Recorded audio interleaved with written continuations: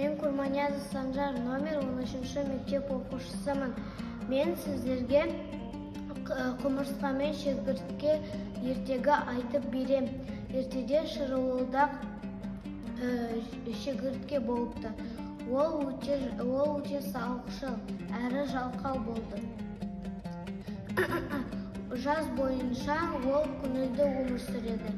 Ән айтып, би билеп, ағашты деп тамақ қылады, көрпе етіп жамылады, үй ретінде пайдаланады. Жаз кетті, содан кейін қыс келді. Оның өте қарны ашты, өте тоңыпты. Құмырсқадан көмек сұрады. Құмырсқа, мені жылындыршы, тамақ берші деп айтты. Құмырсқа деп айтады.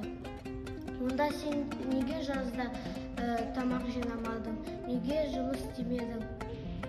Неге үй салмадың? Деп ренжіді. Енді біз мына ертегінен не түсіндік?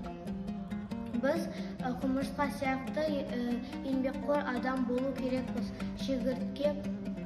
Шегіртке адам болу керекпіз. Біз жақсы адам болу керекпіз.